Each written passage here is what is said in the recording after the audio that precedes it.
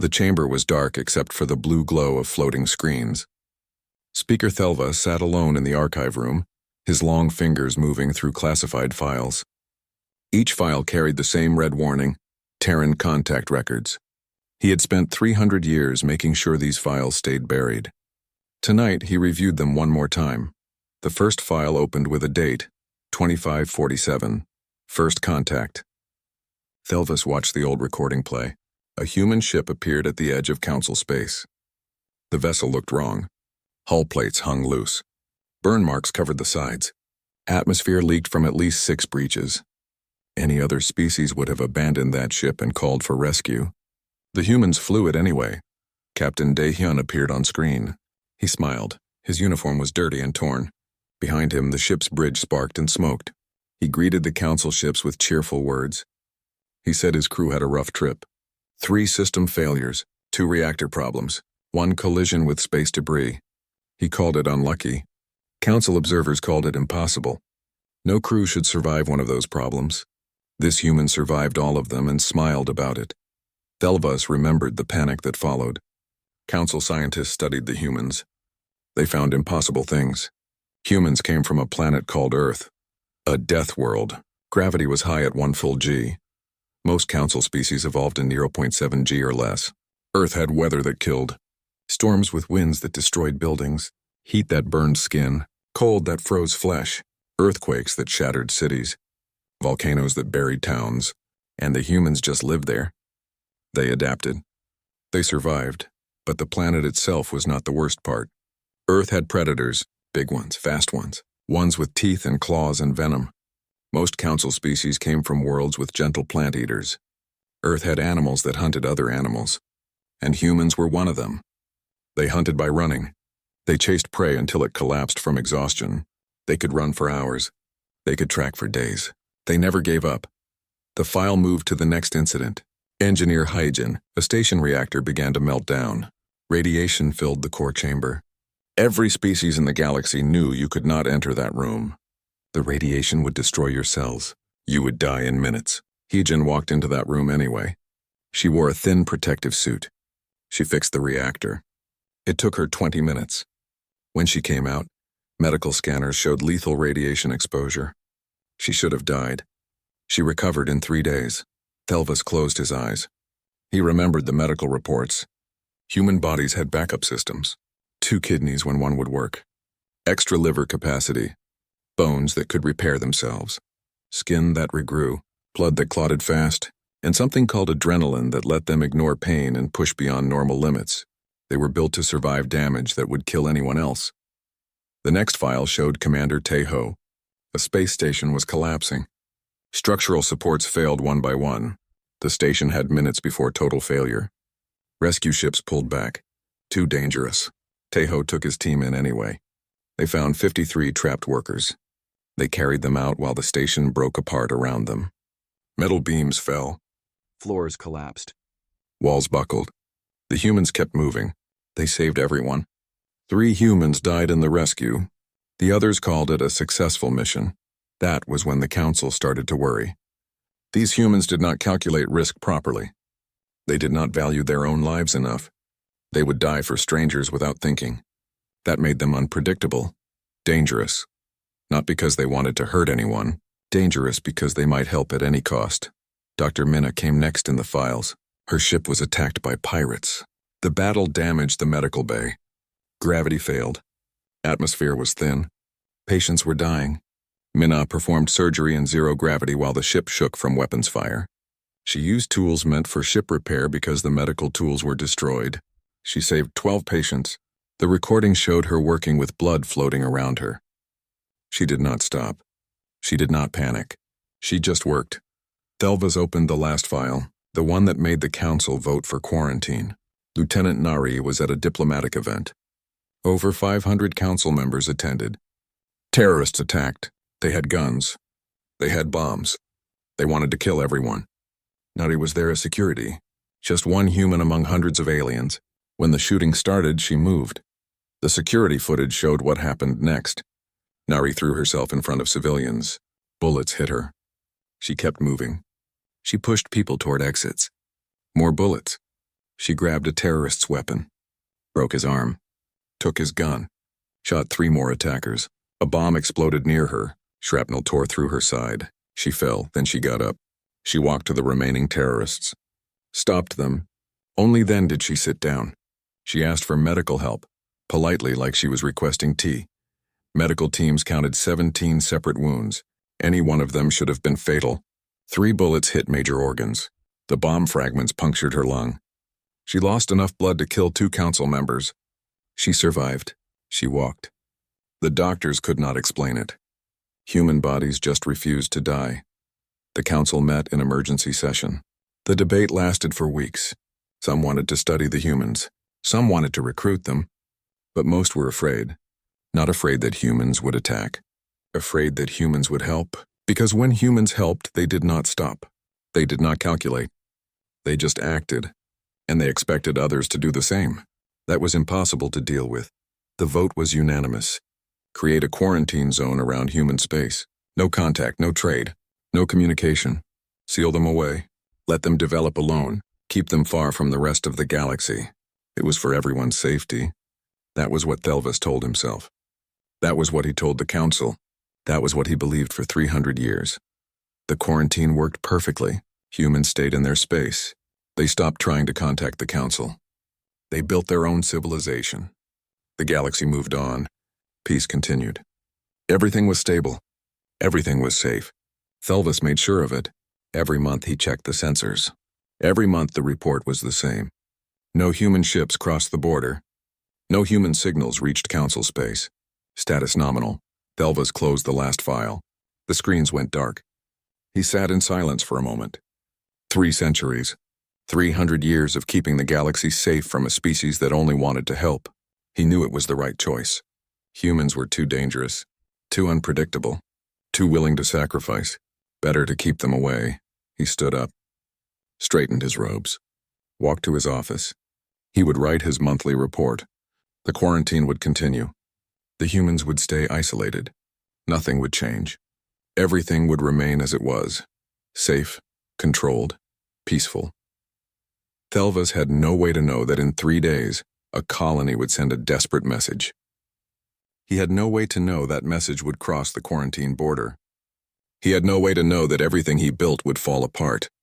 He had no way to know that the humans were coming, and they were bringing their whole fleet. Administrator Kira loved watching the sunrise on Verdant. The colony's star painted the sky in shades of purple and gold. Through her office window, she could see the mining platforms floating in the distance. 60,000 Varians lived here. They worked in the asteroid fields. They raised families.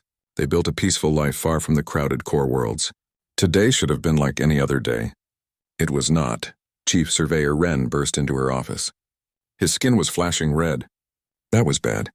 Varians only turned red when they were terrified. He did not speak. He just activated the hologram display. Numbers filled the air. Gravitational readings. Energy signatures. Mass calculations. All of them were wrong. All of them were impossible. Kira read the data twice. She hoped she was wrong. She was not. Something massive was coming. Multiple contacts. Hundreds of them. Moving fast. Coming from the dark space beyond the galaxy's edge. She knew what they were. Everyone knew. They were taught about them in history lessons. The swarm. The nightmare that consumed whole sectors before the council was formed. They were supposed to be extinct. They were not. She ran to the command center. Defense Coordinator Siok was already there. Screens showed the approaching fleet. 400 ships, each one the size of a city. Biomechanical monsters that harvested everything. They ate planets. They consumed all life. They turned worlds into empty rocks. And they were heading straight for Verdant. Siok activated the colony's defense grid. Verdant had shields, weapons, enough to fight off pirates or raiders. Not enough for this. The swarm did not slow down. They did not send messages. They did not negotiate. They just came, like a wave of death rolling through space. The first swarm ships entered weapons range. Silk opened fire. Energy beams lanced out. Missiles streaked toward the enemy. They hit. Explosions bloomed across swarm hulls. For a moment, Kira hoped. Then the smoke cleared. The swarm ships were undamaged. Their bioarmor regenerated. The wounds healed. They kept coming. The swarm fired back. Not with weapons. with something worse. Seeds, thousands of them. They fell toward Verdant like rain. They hit the ground, the air, the water. Within minutes they grew. Massive organic structures erupted across the surface. Atmospheric extractors. They began drinking the air, pulling oxygen from the atmosphere, stealing the breath from the planet itself. Alarms screamed through the colony. Medical Director Sojin pulled up the atmospheric readings. Oxygen levels were falling fast. 21%. 20%, 19%. People were already having trouble breathing. Children were crying. The elderly were collapsing. Sojin did the math. At this rate, they had 48 hours. Maybe less. Then everyone would suffocate. Kira ordered evacuation. Ships prepared to launch. Families packed their belongings. Workers abandoned their posts. Then the second wave hit. More swarm seeds. But these ones were different. They formed a net around the planet. Energy fields linked together, created a barrier, a blockade. No ships could leave. No signals could get out. They were trapped. Communications Officer Hay tried everything. She sent distress calls on every frequency. She boosted the signal as high as it would go. Nothing got through. The swarm barrier blocked everything. She slumped in her chair. Tears ran down her face. They were going to die here. All of them. And no one would even know. Shock pulled up the star charts. He measured distances to every council military station. The nearest one was 6 weeks away. Even if they could send a message, even if help came immediately, it would be too late. They would all be dead. The colony would be empty. Just another world harvested by the swarm. Then Hay noticed something. A line on the map, a border. The quarantine zone. Human space was only 8 light years away. The humans, the species the council locked away 300 years ago. The Deathworlders. The ones who scared everyone because they survived impossible things. The ones who never gave up. The ones who helped no matter the cost. Hay stood up. Her voice shook. She suggested calling them. The room went silent. Everyone stared at her. Call the humans. The ones they were taught to fear. The ones who were quarantined for being too dangerous, too unpredictable, too willing to die. That was insane. That was desperate. That was their only chance. Kira called an emergency council meeting. All the department heads gathered. Ren argued against it. Humans had been isolated for centuries. They might not care. They might not respond. Suk worried they might respond with invasion, use the crisis to take the colony for themselves. Sojin countered with cold facts. 60,000 Varians were dying. Without help, they had 2 days. The humans were the only ones close enough. The debate went on for hours. Outside, the oxygen kept dropping. 18%, 17%, people were getting sick. The hospitals were filling up. Time was running out. Finally, Sojin spoke the truth everyone was thinking. She said they were afraid of humans because humans were dangerous. Right now, they needed dangerous. They needed someone who would fight when fighting made no sense. Someone who would help when helping meant dying. Someone who was too stubborn to give up. Kira made the decision. She told Hay to prepare the message. Make it honest. Tell them what was happening. Tell them about the swarm. Tell them they were trapped. Tell them they were dying. And tell them the truth about the quarantine. Admit they were isolated because the galaxy feared them. Admit this call was an act of desperation. Ask anyway. Hope they remembered what it meant to answer a cry for help. Hay wrote the message. Her hands shook. She recorded it 3 times before she was satisfied. The words were simple. A distress call, coordinates, threat description, time remaining, and at the end, an acknowledgement. We know you were quarantined. We know we locked you away because we feared you. We are asking anyway. If humanity still cares, if you still answer calls for help, please, we are running out of time. She sent it. The signal was powerful enough to burn through the swarm blockade. Just barely. It headed toward human space at light speed. Everyone in the command center watched it go.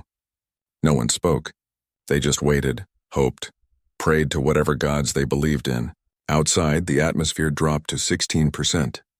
People were struggling to breathe. Children were unconscious. The elderly were dying. Hours passed.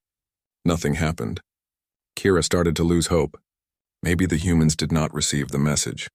Maybe they did not care. Maybe 300 years of isolation made them bitter. Maybe they decided to let the galaxy burn. She could not blame them. The council abandoned them, feared them. locked them away. Why would they help now? Then Hayes shouted, "A signal, coming from human space. Not a distress call, a response." She played it for everyone. A voice. Calm, strong, human. Admiral Insu of the United Earth Space Command. The message was short. "We received your call. We are coming. Hold on." Just those words, simple, direct. No questions about why they should help. No demands for payment. No hesitation. Just a promise. "We are coming." Kira felt something she had not felt in days. Hope. The humans were coming. The Deathworlders were bringing their fleet. She did not know if they could win. She did not know if they would arrive in time. But they answered. That was enough. She broadcast the news to the colony. Help was coming. Hold on. Just a little longer. Outside, the oxygen dropped to 15%. The swarm kept harvesting. But now, somewhere in the darkness, the humans were racing toward them. And they were bringing everything they had. Admiral Insu stood on the bridge of the UESC Vanguard. The message from Verdant Colony played for the third time. Around him, his command crew listened in silence. 300 years. 3 centuries since the Council sealed them away. 300 years of silence. And the first word from the galaxy was a scream for help. From people who helped build the walls that trapped humanity. From people who feared them. From people who were now dying. Tactical Officer J spoke first. He was angry. He said they owed the Council nothing. The Council abandoned them. Locked them away. Treated them like monsters. Why should humans die for people who called them dangerous? Let them face the swarm alone. Let them learn what real danger looks like. Strategic analyst Minji raised another concern. This could be a trap. 300 years of silence, then suddenly a distress call. Right at the border. Too convenient. Maybe the Council wanted to test human capabilities. Maybe they wanted humans to cross the quarantine line so they could justify military action. Maybe this whole thing was designed to destroy humanity. Chief Engineer Byung had practical worries. Humans developed their technology alone, completely separate from the Council. Their ships were different. Their weapons were different. Their medical systems were different. What if nothing was compatible? What if they arrived and could not help? What if they got there and made things worse? Insu listened to all of them. She understood their concerns. The resentment, the suspicion, the doubt, all of it was valid. Then she played the message one more time. She listened to Administrator Kira's voice. The fear, the desperation, the brutal honesty about why humans were quarantined. The simple plea at the end. Please, if you still remember what it means to answer a call for help. Insu made her decision. She said they were right. The Council was wrong to quarantine them. Wrong to fear them. Wrong to lock them away. But that did not make it right to let 60,000 civilians die. Those people did not vote for quarantine. They were not even born when it happened. They were just minors and families trying to survive. And they asked for help. That was enough. She transmitted a response immediately. Short and direct. This is Admiral Insu, United Earth Space Command. We received your distress call. We are coming, hold on. Then she activated the fleet-wide channel. She spoke to every ship, every crew, every human under her command. She told them about Verdant, about the swarm, about the desperate call that crossed 300 years of silence. She gave them a choice. Stay behind the quarantine line, or cross it, save people who once feared them, or let them die. Every ship volunteered. Every single one. 50 capital ships, 200 frigates, 500 fighters, 8,000 Marines, 12,000 crew members. Not one stayed behind. Not one hesitated. They prepared for war. They prepared to cross the line. They prepared to save people who tried to avoid them. What Kira did not know. What the Council did not know. What nobody outside human space knew. Humans did not waste 300 years. They did not sit idle. They did not stagnate. They built, they grew, they innovated. Forced isolation made them strong, made them united, made them dangerous in ways the Council never imagined. United Earth formed from necessity. All the nations, all the factions, all the competing groups, they unified because they had to. Because the galaxy rejected them. Because they were alone. 25 billion humans now lived across the solar system. Earth, Mars, Europa, Titan, orbital habitats, mining stations, research outposts, all working together, all building something new. Their technology evolved independently. They solved problems the Council never faced. They created solutions the Council never needed. Their ships were different, faster, tougher, more adaptable, because they had no one to trade with, no one to buy from. They built everything themselves, made every mistake, learned every lesson, the hard way. The fleet that mobilized was impressive.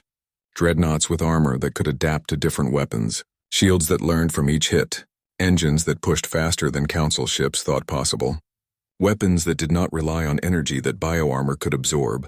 They used kinetic force, mass drivers, tungsten rods accelerated to incredible speeds, simple, brutal, effective. Marine Commander Yunji prepared her forces.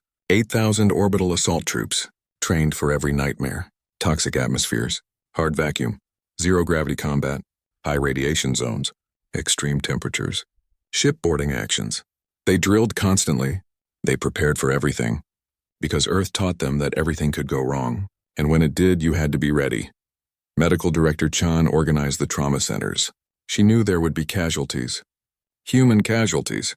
Alien casualties. She prepared for mass injuries. Different species. Different biologies. Different medical needs. She had no data on variant physiology. No treatment protocols. No diagnostic tools designed for them. She would have to improvise, adapt, figure it out on the fly. Just like always, Fighter Commander Sue briefed her pilots, 500 fighters, each one fast and maneuverable. Each pilot trained to fly in conditions that would kill most species. High G maneuvers, split-second reactions, instinctive targeting. Humans evolved as hunters. They tracked moving prey. They reacted fast. They never lost focus.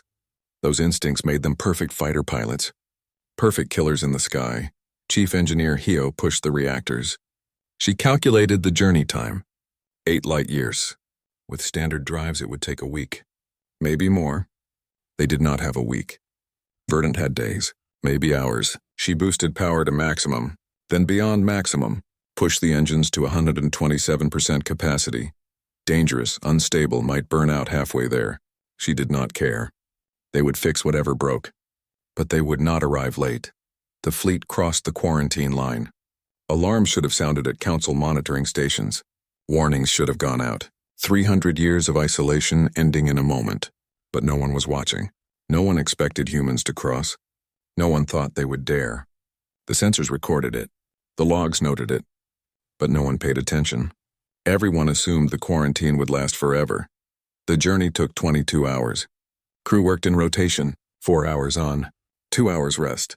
Then back to work, exhausting, brutal, sustained by adrenaline and determination. They ate at their stations, slept in their chairs, never stopped. Because people were dying. Because every minute mattered. Because that was what humans did. They pushed beyond their limits. They refused to quit. They kept going. Insu watched the sensors. Verdant system appeared on the screens.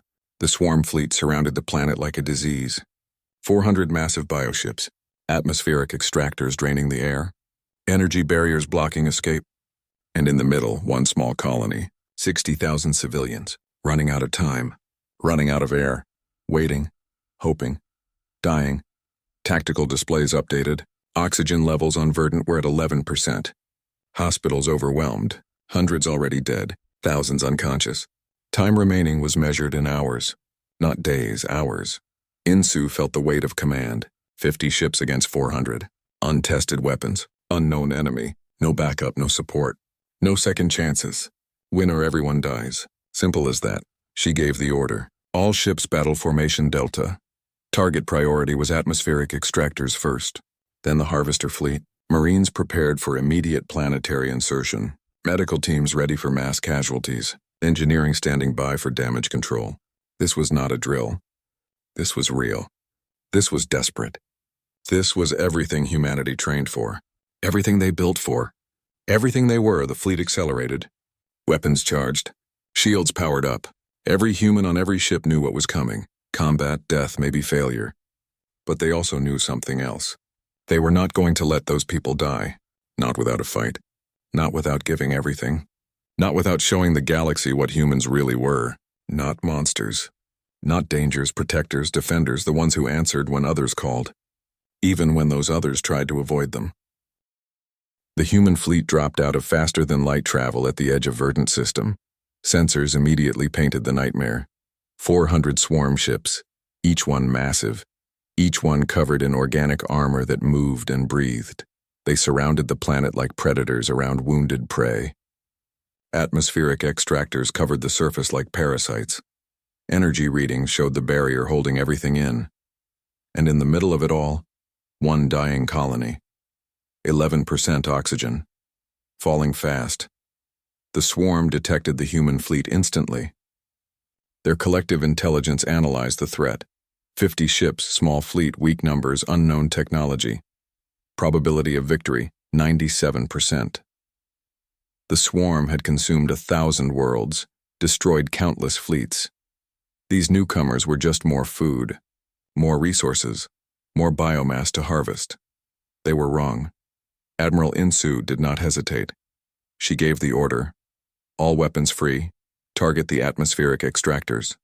The human fleet opened fire, but not with energy weapons, not with lasers or plasma, that the swarm bioarmor could absorb and regenerate from. They used mass drivers, kinetic weapons, pure physics. Tungsten rods accelerated to a fraction of light speed. Each rod carried more kinetic energy than a nuclear bomb. Simple, brutal, unstoppable. The first salvo hit like the hammer of God. 40 atmospheric extractors exploded, just vaporized, gone. The swarm ships reacted with confusion. Their armor was designed to heal from energy damage, to regenerate from heat and radiation. But kinetic force just shattered them, broke them, destroyed them beyond any ability to heal. 40 more rods fired, 40 more extractors died. The oxygen started to stabilize. The swarm adapted. They always adapted. They sent ships to engage the human fleet directly. Biocruisers launched swarms of smaller attack craft. Living ships that could change shape, that could regenerate damage, that hunted in packs. They surrounded the human dreadnoughts, tried to overwhelm them with numbers. But the humans were ready. Fighter Commander Sue launched her squadrons. 500 fighters streaked into the swarm formation, fast, agile, piloted by humans whose reflexes evolved for tracking prey. They flew through formations that should have been impossible, dodged attacks that should have hit. Their weapons were simple, autocannons, missiles, old technology, but guided by human instinct, human reaction time, human determination. Swarm attack craft fell by the dozens. The swarm released spore clouds, corrosive particles designed to eat through metal, to dissolve shields, to kill organic life. The clouds engulfed 3 human cruisers. Tactical Officer J responded immediately.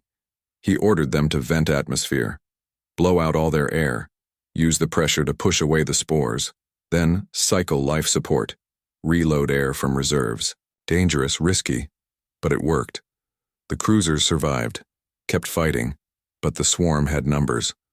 400 ships against 50. Even with losses, they had too many. Human ships took damage, shields failed, armor cracked. The cruiser Indomitable lost half its hull. Engineering reported catastrophic damage, reactor destabilizing, life support failing. Captain Yoon gave the order. Evacuate the ship. All crew to escape pods. Everyone but him. He stayed at the helm, aimed the dying ship at 3 swarm capital vessels, rammed them at full speed. The explosion destroyed all 4 ships. Yoon died, took hundreds of swarm creatures with him. On Verdant, Administrator Kira watched through the few sensors still working. The impossible was happening. The humans were winning. Not easily, not without cost, but winning. She saw human ships sacrifice themselves, saw them take damage that should destroy them and keep fighting, saw them adapt to every swarm tactic, fight through every problem. They were everything the Council feared, and everything Verdant needed, but oxygen was at 7%. People were dying faster now. Children, elderly, anyone weak or sick. The hospitals were full of bodies. Doctors were giving up. There was nothing more they could do. Kira made the call to Insu. We are out of time. Atmospheric extractors are gone, but the damage is done. We need immediate evacuation. The whole colony. 60,000 people. Admiral, we have minutes left. Not hours. Minutes. Marine Commander Yunji was already moving. 60 dropships launched from the fleet, loaded with Marines, loaded with emergency equipment, loaded with portable air supplies. They punched through the swarm orbital barrier. 20 ships were destroyed by defensive fire. 40 made it through. 40 dropships screaming toward the surface, toward the dying colony, toward 60,000 people who could barely breathe. The dropships crashed down in Verdant's main settlement. Hatches opened. Marines poured out. They were wearing respirators, light breathing gear, because 7% oxygen was not enough for variants. But it was uncomfortable for humans. Just uncomfortable. Not fatal. They could work. They could fight. They could carry people. So they did. Yunji organized the evacuation. Marines moved through the colony, found people who collapsed, children who stopped breathing, elderly who gave up. They carried them, one by one, 2 at a time, however many they could manage, ran them to the dropships, loaded them up, sent them to the fleet, then went back for more, again, and again, and again. Marine Lieutenant Ah held a choke point where swarm ground forces tried to break through, small bioconstructs, designed to harvest any remaining life. His platoon of 30 Marines held them back. For 2 hours, in atmosphere that made the Varians unconscious, fighting creatures that regenerated from wounds, they ran out of ammunition, switched to hand weapons, knives, clubs, bare hands, held the line while civilians evacuated behind them, lost 12 Marines, saved 800 civilians. Medical Director Chan converted 3 cruisers into mobile hospitals. She had never treated a Varian before, had no idea about their biology, their medical needs, their physiology. She had to figure it out on the spot. Looked at their symptoms, made guesses, tried treatments, failed, tried again, adjusted, learned. Her team worked for hours without rest, treating injuries, stabilizing patients, saving lives through pure improvisation and stubborn refusal to let people die. Above the planet, the space battle continued. The human fleet had destroyed 200 swarm ships, but 20 human ships were gone too.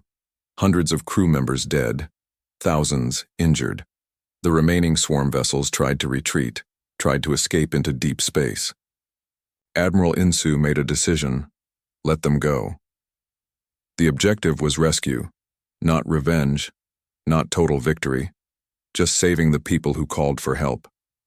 She ordered the fleet to stand down, focus on evacuation support, let the swarm run. The evacuation took 11 hours. 11 hours of continuous work. No breaks, no rest, just humans carrying aliens, loading ships, making trips back and forth, breathing thin air, working in danger, refusing to stop until everyone was safe. All 60,000 Varians, every single one, loaded onto human ships, given oxygen, given medical care, given safety. The cost was heavy. 203 humans dead, 847 wounded, 20 ships destroyed, 30 more damaged. By human military standards, this was acceptable. Successful mission with acceptable losses. The Varians were horrified.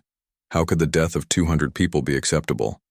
How could humans treat such sacrifice as routine, as expected, as just the cost of helping?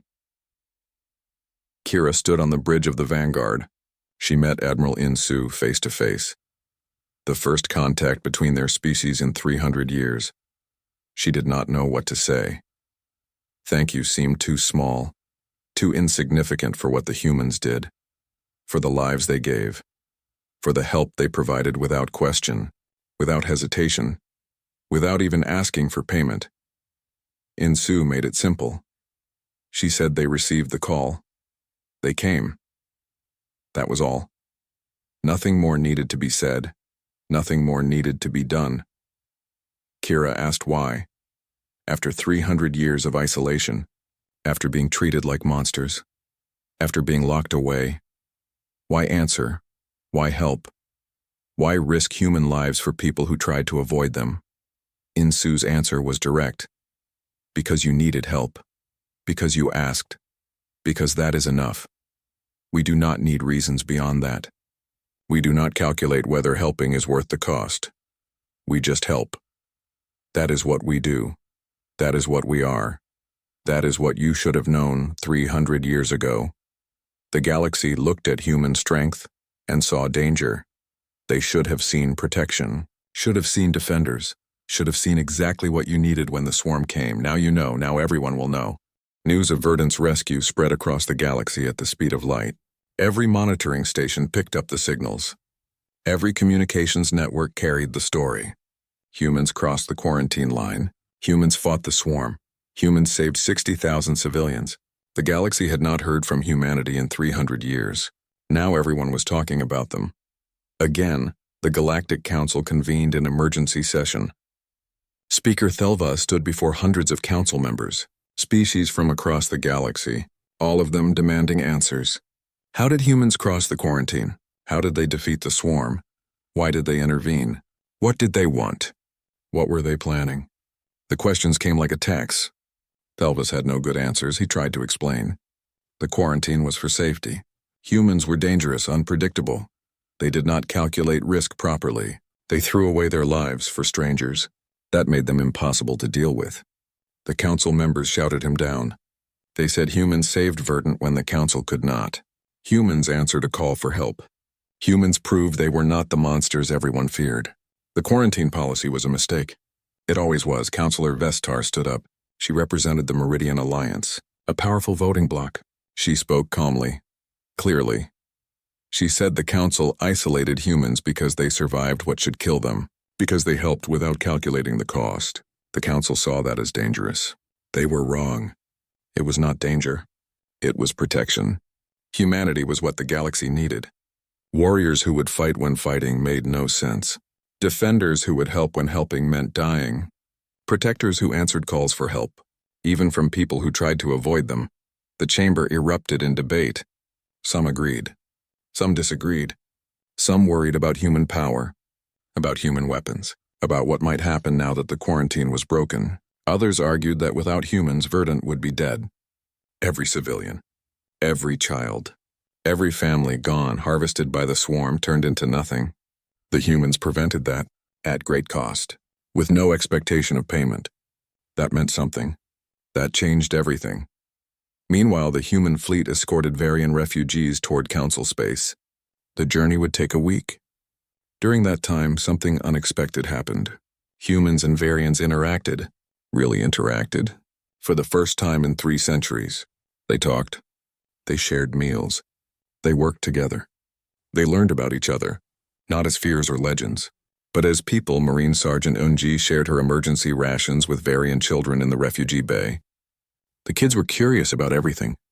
They asked why humans were so strong, why they could breathe thin air, why they survived injuries that killed Varians. Unji explained simply, Earth was a hard world. Humans evolved to survive hard things. That was all.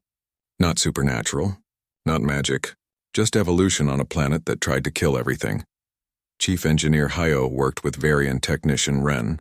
They were repairing damaged systems on one of the refugee ships. Ren was amazed by human engineering. Everything was redundant. Backup systems for backup systems, designed to work even when failing. Hyo explained that human technology assumed things would break. Always. So they built things to keep working anyway. Ren's technology was elegant, precise, efficient. Human technology was rough, adaptable, tough. Both had value. Together they were better. Medical Director Chan trained Varian doctors in trauma response. The Varians were shocked by human medical philosophy. Humans never gave up on patients, never accepted death. They fought for every life, used experimental treatments, tried impossible procedures, refused to stop until there was absolutely no hope. The Varian approach was careful, conservative. They accepted when patients were too damaged to save. The human approach was aggressive, stubborn. They saved patients the Varians would have lost, but they also lost patients they pushed too hard. Both sides learned from each other. Administrator Kira spent hours talking with Admiral Insu. She wanted to understand. Humans were quarantined for 300 years, treated like threats, locked away. Why were they not angry? Why did they not demand payment for the rescue?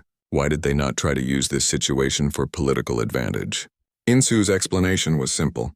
Being angry at people who were not born when the quarantine happened made no sense. Demanding payment for helping people in danger was wrong. Using a crisis for politics was disgusting. Humans helped because that was the right thing to do. Nothing more complicated than that. Communications Officer Hay compiled a report for the council. She was there when the swarm attacked. She was there when they sent the desperate message. She was there when the humans came. She wrote about what she saw. Human ships taking damage and not retreating. Human marines breathing air that killed variants. Human medics treating aliens they had never seen before. Human soldiers dying to save strangers. She ended the report with a simple statement.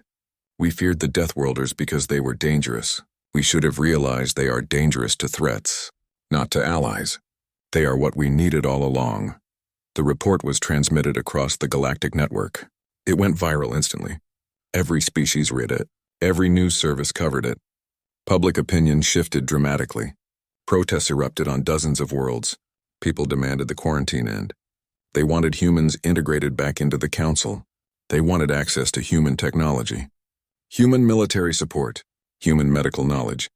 The galaxy realized what they lost 300 years ago, and they wanted it back, but not everyone was celebrating.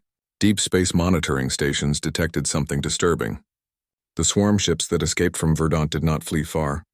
They regrouped in dark space, beyond the galaxy's edge, where sensors barely reached. And they were not alone. Hundreds more swarm vessels joined them, thousands. They were building a fleet, a massive invasion force, bigger than anything seen in recorded history. Tactical Officer J analyzed the data. He briefed Admiral Insu privately. The swarm was preparing for war. Real war. Not a raid on one colony. Not a harvesting mission. A full invasion. Target was the core worlds, the heart of Council civilization. Billions of civilians. Hundreds of planets. All undefended. The Council military was designed for peacekeeping. For police actions. Not for fighting a war against thousands of biomechanical nightmares. Estimated casualties, billions. Time until invasion, 3 weeks, maybe less. Insu realized the terrible truth. Verdant was not the real target. It was a test. The swarm wanted to see how the galaxy would respond. How fast help would arrive. What weapons they would use. What tactics they would employ. The swarm learned everything they needed. Now they were coming for the rest. And the Council was not ready. Could not be ready. Would not survive. Unless something changed. Unless someone helped. Unless humanity decided to fight for a galaxy that tried to avoid them. The galaxy faced a cruel irony. They quarantined humans to avoid danger. To stay safe. To keep the unpredictable Deathworlders away from civilized space. But now danger was coming anyway. A threat that did not care about quarantines or politics or fear. A threat that just wanted to consume everything. And the only ones ready to fight were the humans. The ones they locked away. The ones they tried to avoid.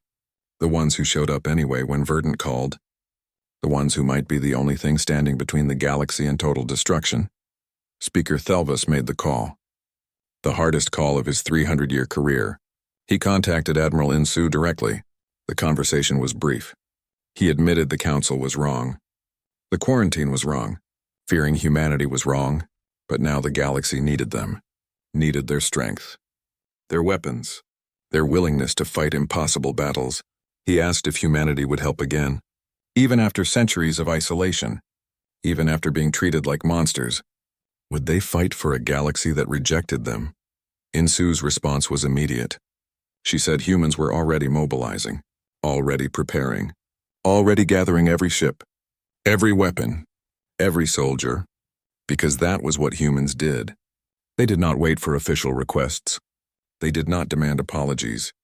They did not negotiate terms. They just acted. When danger came, when people needed help, when the galaxy called, humans answered. Always. Even when that galaxy tried to avoid them.